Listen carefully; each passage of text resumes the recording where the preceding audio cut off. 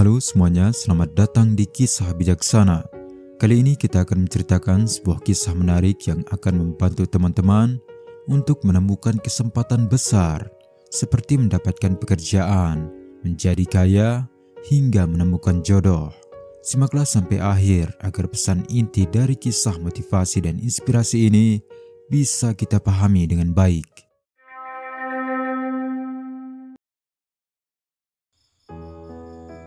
Dahulu kala di dataran Eropa, di sebuah kerajaan yang makmur dan dihormati, hiduplah seorang pria tua bijak yang terkenal karena kecerdasannya yang luar biasa.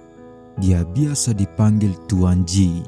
Orang-orang dari berbagai penjuru negeri datang kepadanya untuk meminta nasihat, dan bahkan para cendekiawan kerajaan pun tak jarang kalah dalam adu pengetahuan dengannya. Namun meski ia adalah orang yang cerdas yang bisa saja bekerja sebagai penasihat raja, ia memilih untuk hidup sederhana di pinggiran kota. Namanya harum dan kata-katanya kerap menjadi rujukan dalam pengambilan keputusan besar. Pada suatu hari yang cerah, raja mengundang Tuan Ji ke istana untuk berdiskusi. Di ruang sidang yang megah, raja dan Tuan Ji duduk berhadapan, terlibat dalam percakapan yang mendalami tentang ilmu, filsafat, politik, hingga kehidupan. Para menteri dan bangsawan yang hadir hanya bisa terdiam, takjub mendengar kedalaman pemikiran Tuan Ji. Namun ketika Tuan Ji hendak pamit pulang, raja menghentikannya dengan senyum penuh makna.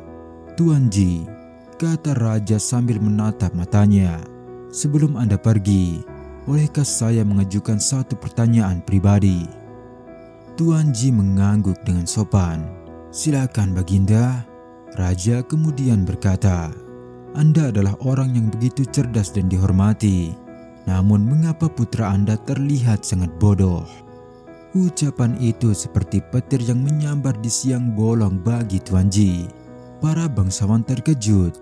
Beberapa terlihat menahan tawa, tetapi banyak pula yang mulai cekikikan sebab mereka telah melihat kenyataannya. Tuan Ji terdiam sejenak, hatinya terasa tersayat melihat tertawaan mereka yang lebih terlihat seperti hinaan. Namun ia tetap terlihat tenang dan bertanya dengan suara berat, "Mengapa Baginda berkata demikian?" Raja menjawab, "Karena putra Anda bahkan tidak tahu mana yang lebih berharga antara emas dan perak. Setiap kali saya mengujinya, mana yang lebih berharga antara emas dan perak, dia selalu memilih perak. Apakah itu bukan kebodohan, wahai Tuan Ji?" Tawa pun pecah di ruangan itu. Tuan Ji merasa malu dan terluka, tetapi ia tidak membalas. Dengan tenang ia membungkuk memberi hormat, lalu meninggalkan istana tanpa sepatah kata pun. Dalam perjalanan pulang itu, ia terus terpikirkan perkataan sang raja. Melamun sepanjang jalan, tidak memperdulikan penduduk yang menyapanya. Begitulah perkataan raja masih belum bisa ia terima, sebab seringkali ia mengobrol dengan anaknya setiap hari, dan ia tahu betul seberapa pintar anak itu. Tak mungkin ia tak mengetahui mana yang lebih berharga antara emas dan perak. Tuan Ji pun bergegas pulang ke rumah untuk memastikannya. Sesampainya di rumah, Tuan Ji mencoba menenangkan diri. Saat itu, putranya datang membawakan air minum seperti biasa. Namun kali ini, sang ayah menolaknya.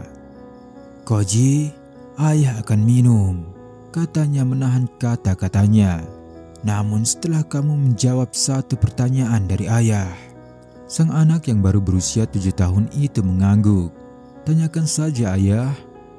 "Baiklah, mana menurutmu yang lebih berharga?" tanya Tuan Ji dengan nada serius kepada putranya. "Emas atau perak?" "Tentu saja emas yang lebih berharga ayah. Bukankah satu keping emas setara dengan 100 keping perak?" jawab Koji tanpa ragu. Tuan Ji menatap anaknya dalam-dalam. "Jika kamu tahu emas lebih berharga, mengapa raja menganggapmu bodoh dan berkata kamu tidak tahu nilai emas dan perak?" Seketika raut wajah Koji berubah. Ia menghela napas lalu berkata, "Sekarang aku mengerti. Jadi itulah yang membuat ayah terlihat bersedih. Dengan nada tenang, Koji pun mulai bercerita apa yang sebenarnya terjadi. Beberapa waktu lalu, Raja sering duduk bersama para bangsawan di dekat jalan taman kerajaan yang biasa aku lewati saat pulang pergi ke rumah Tuan John untuk belajar dengan anak-anak lainnya. Mereka duduk di bawah pohon rindang, kadang membawa minuman dan berbincang santai ayah. Dan pagi itu, saat aku lewat, Raja memanggilku. Ia mengulurkan dua tangannya, satu menggenggam koin emas dan satu lagi koin perak. Pilihlah satu yang paling berharga di antara keduanya. Begitu kata sang raja ayah. Aku kemudian memilih koin perak. Lanjut Koji. Kemudian raja dan para bangsawan tertawa. Raja kemudian memberiku beberapa koin perak karena merasa terhibur. Dan aku hanya tersenyum lalu pergi. Tuan Ji menyimak cerita anaknya dengan wajah bingung. Tapi kenapa kamu memilih perak? Padahal kamu tahu emas lebih berharga. Koji terlihat mencoba mengingat-ingat, kemudian melanjutkan ceritanya. Sebelumnya ayah, temanku Warren pernah ditanya pertanyaan yang sama oleh raja. Dia kemudian menjawab bahwa emas lebih berharga. Namun karena itu adalah jawaban yang umum, raja pun menyuruhnya pergi tanpa mendapatkan imbalan apapun. Tuan Ji terlihat mulai memahami isi pikiran anaknya. Jadi aku mencoba peruntungan dengan memberikan jawaban yang berbeda ayah. Dan benar saja, sebab mereka terhibur, mereka memberiku hadiah beberapa koin perak. Dan semenjak hari itu, setiap aku lewat, raja akan mengulang permainan yang sama, selalu dengan satu koin emas dan satu koin perak. Dan aku selalu menjawab bahwa perak lebih berharga dari emas. Mereka menertawakanku ayah, tapi aku tidak peduli. Karena aku selalu membawa pulang beberapa koin perak setiap hari.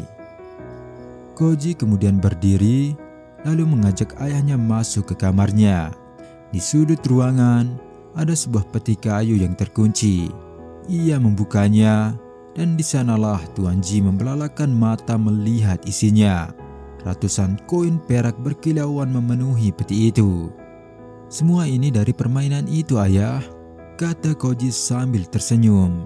Jika aku memilih koin emas yang lebih berharga dari perak, maka permainan itu akan berakhir. Mereka tidak akan lagi memberiku apapun. Tapi selama aku memilih perak, mereka akan terus mengira aku bodoh dan akan terus memberikanku beberapa koin perak. Tuan Ji terdiam mendengar penuturan Koji. Dalam hatinya muncul kekaguman yang luar biasa kepada anaknya.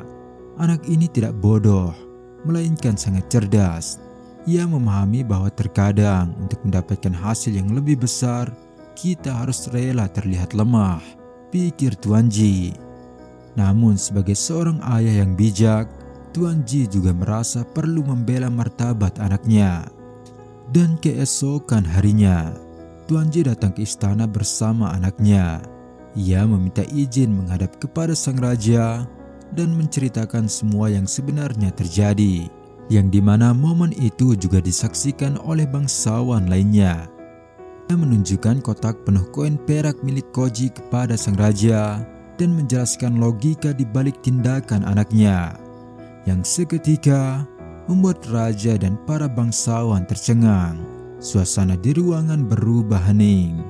Lalu raja tertawa, namun kali ini bukan dengan nada mengejek, melainkan penuh kekaguman. Ternyata anakmu bukan hanya cerdas Tuan Ji, kata raja sambil bangkit dari singgasananya, tapi juga penuh strategi. Ia paham seni menunggu dan kesabaran. Ia tahu kapan harus tampak bodoh untuk mendapatkan sesuatu yang lebih besar. Sang raja kemudian memerintahkan pelayan mengambil sebuah peti berisi koin emas. Ia kemudian menyerahkan koin emas itu kepada Koji dengan penuh hormat. Kamu adalah sarjana sejati, ujar raja. Bahkan di usia muda kamu telah mengalahkan kami semua dengan kecerdikanmu. Ini adalah hadiah untukmu karena telah membuatku terkesan.